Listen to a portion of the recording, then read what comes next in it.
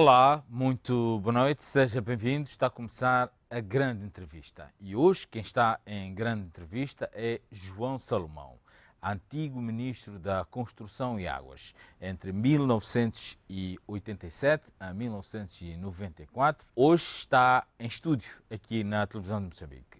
João Salomão, seja muito bem-vindo à grande entrevista. Muito obrigado por ter acedido o convite da televisão de Moçambique. Nós temos uma entrevista em que, porque os assuntos são muitos, então vamos direto ao assunto. Mas de qualquer maneira eu dou-lhe uns minutos de introdução. Muito obrigado pelo convite da TVM para eu poder falar e partilhar em retrospectiva alguma da minha vivência de vida e de trabalho com os telespectadores ou com os moçambicanos. Obrigado. João Salomão, vamos começar mais ou menos entre 1974 e 75. O senhor é uma das pessoas um dos últimos moçambicanos que esteve na Universidade de Lourenço Marques antes da independência de Moçambique, faz parte de um grupo bastante restrito. Conte-nos lá um bocadinho desse seu percurso académico. Eu entrei na então Universidade de Lourenço Marques em 1970 no curso de Engenharia Civil. Em 1974 tinha concluído o quarto ano e transitado para o quinto ano. Entretanto, houve o golpe de Estado em Portugal, houve o ajustamento do calendário escolar e houve 6 meses durante os quais não houve atividade docente em Moçambique.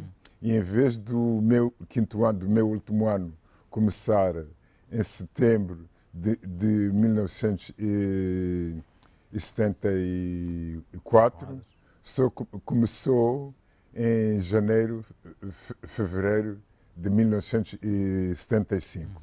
De qualquer maneira, concluí o curso em 1975, no final do ano de 1975, ainda na Universidade de Lourenço Marques, como se chamava então. Só veio a ser a Universidade Eduardo Mondlane a partir do ano seguinte, a partir de 3 de fevereiro de 1975. Ainda vamos falar deste aspecto. E esta escolha pelo curso de Engenharia Civil, sua escolha própria ou há uma mão a empurrá-lo neste sentido? Foi minha escolha. E isto traz-me a memória que a engenharia civil não foi a minha primeira opção. Eu sonhava em ser contabilista. Senti um fascínio pela atividade de contabilista. E, naturalmente, os amigos, os pais, disseram que eu deveria perspectivar um curso superior e, na altura, ainda não havia o curso de Economia em Moçambique. O curso de Economia só foi introduzido na Universidade de Lourenço Marques, hoje Universidade Eduardo Mondlane, em 1970, que foi o ano em que eu comecei a estudar Engenharia Civil. E já agora que falamos desta questão da universidade, do nome da universidade, eu pedi-lhes que íamos falar um bocadinho mais para frente. Conte-nos lá, porquê é que a universidade depois, ou quando é que ela muda de nome e em que circunstâncias?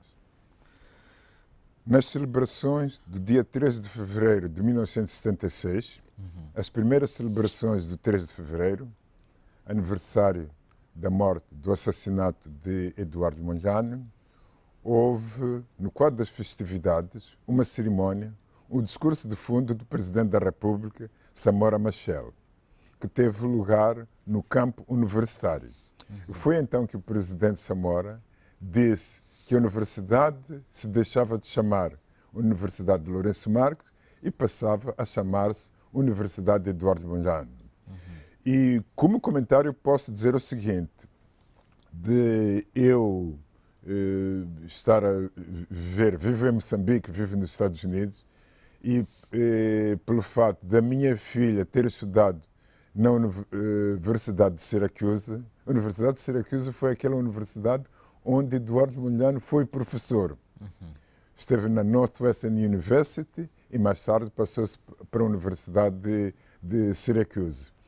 E numa das minhas idas a Syracuse para ir visitar a minha filha, enquanto ela estava em aulas, eu estava à espera que o seu dia escolar terminasse. Eu fui à biblioteca da universidade e eu fiz a pesquisa do nome Eduardo Mondlane. Encontrei-o e pude consultar alguns documentos que se encontram na biblioteca da Universidade de Syracuse referentes a Eduardo Mondlane. Mas quando terminou o curso, o senhor ficou a trabalhar na universidade há algum tempo? Pelo menos a pesquisa que eu fiz diz isso. Isso sim é verdade. Eu, efetivamente, comecei a trabalhar na universidade em 1973, inicialmente como monitor. O que é um monitor? Um monitor é um estudante no qual os professores veem potencial ou capacidade de poder vir a seguir a carreira académica e esse estudante é convidado para apoiar as aulas práticas de determinadas disciplinas. E no meu caso, um colega meu com quem convivo regularmente, que está aqui em Maputo, fui convidado a monitor e era monitor da disciplina de materiais de construção. Isso desde 1973. É quando começa o meu vínculo com a universidade. Concluí o curso no ano letivo de 1975 e mantive-me na universidade como assistente, o que é lógico, uma vez que eu tinha já dado os primeiros passos, ou estava a dar os primeiros passos na universidade como monitor. É natural que ao concluir o curso eu fosse convidado para assistente. Inicialmente assistente estagiário, para depois ir fazendo carreira docente. Enquanto assistente estagiário, eu fui colocado pela universidade. Eu era um assistente no Departamento de Engenharia Civil da Faculdade de Engenharia e fui colocado pela universidade na CNU, Comissão Executiva das Novas Instalações Universitárias. A CNU era o órgão responsável pelas obras do campo universitário. E fui colocado na CNU como vogal em 1975, princípios de 76, e mais tarde, em meados de 1976, vi a ser nomeado como o vogal coordenador ou responsável da CNU. E posso explicar ou tentar fazer perceber o que é a CNU. Na altura, já existia no campus o edifício da Faculdade de Agronomia. Existia também o edifício que hoje é ocupado pelo Centro de Estudos Africanos. Estava em construção a Faculdade de Economia, para aqueles que conheçam o campus da UEM, estava em construção a Faculdade de Economia. Estava em início de obra a construção do edifício que era da Faculdade de Matemática e do Centro de Informática da Universidade, e também estava em construção o pavilhão gimnodesportivo. Além disso, havia as infraestruturas, os arruamentos e a drenagem do campo universitário. Estas obras eu acompanhei como vogal da CNU e mais tarde como o coordenador da CNU. Que decisão forte teve que tomar para que as obras acabassem, por exemplo? Ou as obras estavam a ocorrer lindamente? Falo isto porque, bom, na euforia da independência e tal, pode ser que as empresas portuguesas começassem ali a trabalhar com mais lentidão, ainda não tinham saído todas. Em algum momento teve que ter mão dura. Sim, porque durante o processo de transição em Moçambique, durante o governo de transição, já eram palpáveis as dificuldades de muitas empresas, incluindo as empresas de construção.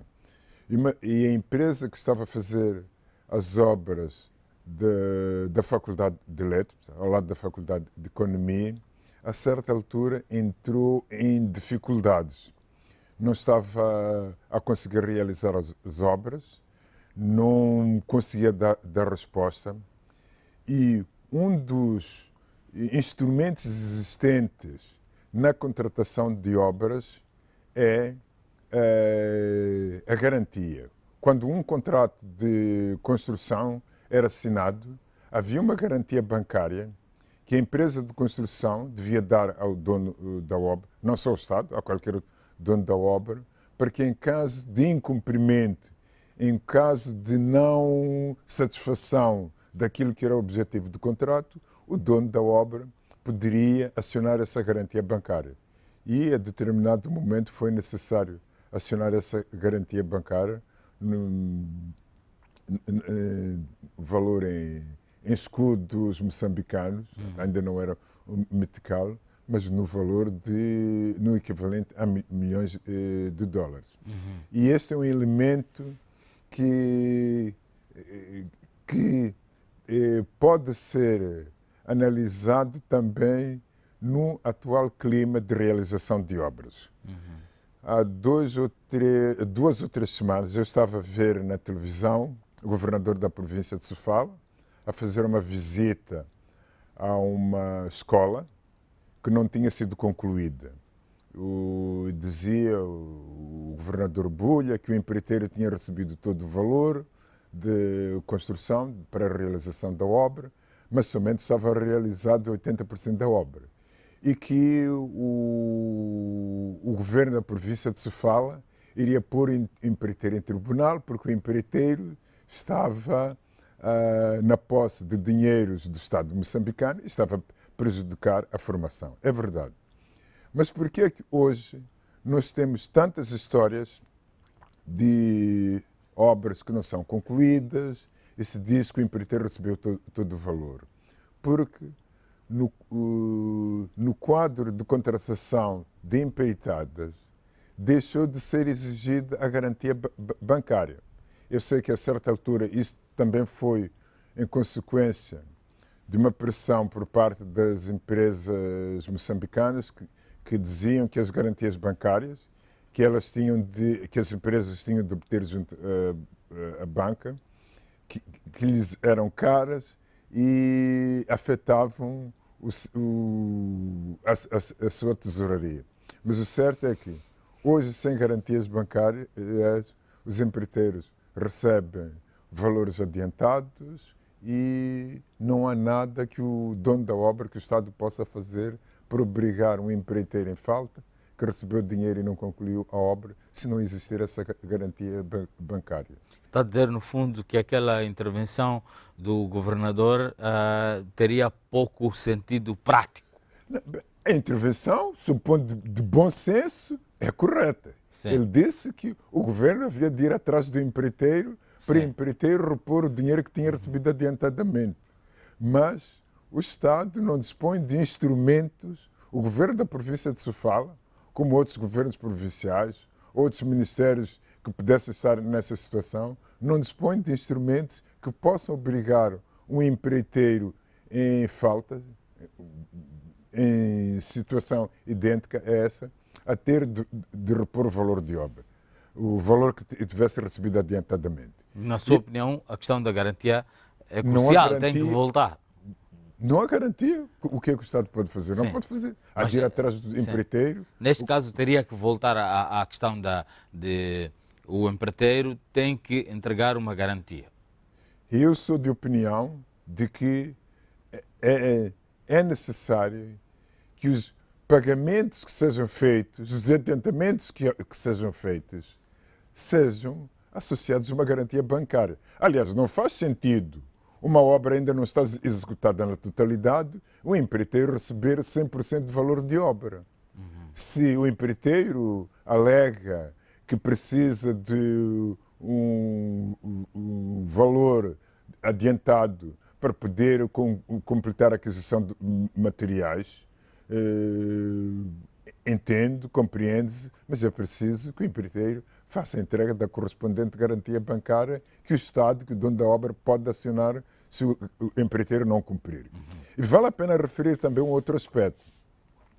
O governador Bulho, bem, estou a repetir, o Sim, governador sim. Bulho, mas é o exemplo É o concreto exemplo mais prático que está vem. aqui. E não é o único Próximo. governador que se queixa de uma tal situação. O governador Bulho não é parte deste contrato. Haverá um contrato entre o empreiteiro e talvez a Direção Provincial de Educação na província de Sofala, ou entre o Ministério de Educação e Desenvolvimento dos Recursos Humanos a nível nacional. Esse, a parte lesada no contrato, a Direção Provincial ou o Ministério, se for o Ministério, esse é que pode ir por via judicial tentar executar, tentar obter intentar uma ação contra o empreiteiro em falta. Mas o governador não pode fazer, porque o governador não é parte, não assinou o contrato, não tem nenhum poderes, não, é alheio ao processo. Ok. Demos um salto muito grande, até foi mesmo por ligação, por conexão dos assuntos, mas eu queria perceber. João Salomão esteve muito ligado à questão das nacionalizações, por exemplo. Não esteve muito ligado, mas conhece parte do processo. Pode até não ser um dossiê que sente apropriado. Vamos para este capítulo. No processo de nacionalizações, o que há a dizer? O que correu bem? O que não correu bem? Como é que devia ter sido melhor? Está bem ou não está? As nacionalizações, aquilo que eu posso dizer, as grandes nacionalizações, Sim. Em o grosso das nacionalizações 77, tiveram né? lugar a 24 de julho de 1975, 75. um mês depois da independência. Ok. E somente em 1976, a 13 de fevereiro, é que teve lugar a nacionalização dos imóveis de rendimento. Então, esta questão, quando se fala muitas vezes da questão das nacionalizações, são dois momentos. São dois E o que momentos, se sim. fala mais é este segundo momento. Sim. Não se fala muito do processo que aconteceu logo depois da independência. Bem, mas não, essas também são nacionalizações. A nacionalização da educação, Sim. da saúde, a nacionalização da advocacia. Esse é o grande momento das nacionalizações, a 24 de julho de 1975. Sim. E mais tarde,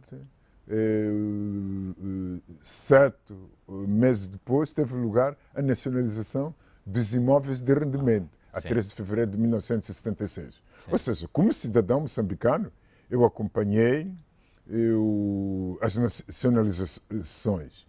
E pela responsabilidade que eu tive anos mais tarde na governação do país, no setor de tutela da habitação, no setor de tutela dos imóveis nacionalizados, é que eu pude viver de perto o que foram as ações associadas aos imóveis de rendimento. Por um lado, havia gestão corrente dos imóveis de imóveis nacionalizados, ia dizer de rendimento, os imóveis nacionalizados pelo Estado, que criou a API, Administração do Parque Imobiliário do Estado. Mas a API é uma estrutura, um órgão que não tinha capacidade organizativa, humana, para fazer a gestão do parque imobiliário do Estado. A API é criada em que ano? Em 76. A API foi criada em 76, logo depois das nacionalizações. Sim. Portanto, a API não foi criada nesta primeira vaga de nacionalizações. Foi criada na segunda a API, vaga. a Administração do Parque Imobiliário do Estado. Sim. O Estado passou a ter um parque imobiliário Sim. a partir de 3 de fevereiro de 1976. Sim. E é nesse momento, nessa altura, que é criado um órgão no Chamado Ministério, API para na altura era gerir. ainda Ministério das Obras e Habitação, para fazer a gestão do parque imobiliário do Estado. Sim. Mas o funcionamento da API consumia uma parte dos recursos, das energias do Ministério. Ou seja, para além das atividades que eram de gestão de empresas pequenas, grandes, que o Ministério ou que os ministérios têm de fazer, as empresas intervencionadas.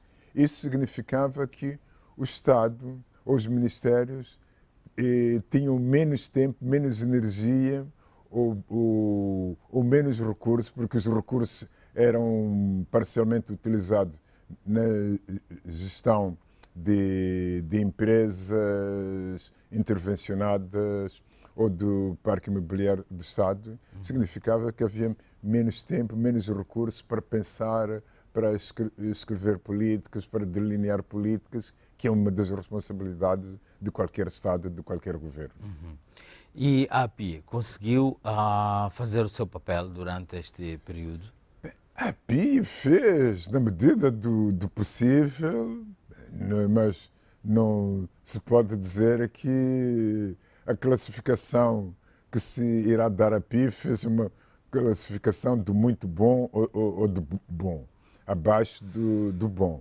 Mas a API fez aquilo que correspondeu às circunstâncias em que ela foi criada, aos recursos que lhe foram dados, recursos humanos, a organização que foi instituída para a gestão, para o funcionamento da API. A decisão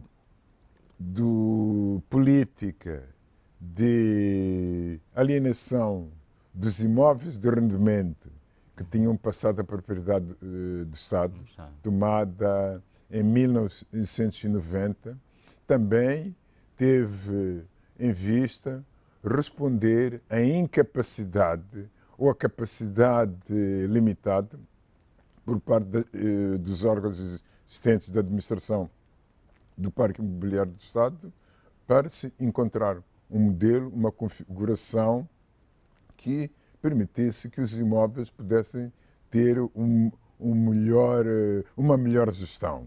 E isso passou pela opção de considerar que, afinal, faria sentido a alienação dos imóveis a favor dos seus inquilinos, para que, uma vez na posse dos inquilinos e já adquirente, esses passassem a ter um papel na manutenção do imóvel que eles tinham adquirido. Vamos mesmo para este momento da questão da alienação de imóveis. Como é que estava a ser feito um processo de alienação ou de passagem dos bens que eram do Estado, portanto nacionalizados, depois pretendia-se fazer com que o inquilino ficasse dono, se parte, se calhar, dos imóveis ainda não pertencia ao Estado? Bem, os imóveis pertenciam ao Estado. Sim, não estavam em nome do Estado. O Estado nacionalizou, mas Sim. está a dizer muito bem o Floriberto que o Estado não tinha registrado os imóveis que tinha nacionalizado. Okay. Por isso, um passo a anteceder a ação de alienação de imóveis era o registro destes imóveis a favor do Estado. Okay. O Estado pode vender, Sim. toma a decisão de vender, mas para o fazer precisa, em primeiro lugar, de registrar esse bem em seu nome. E este foi um momento crítico.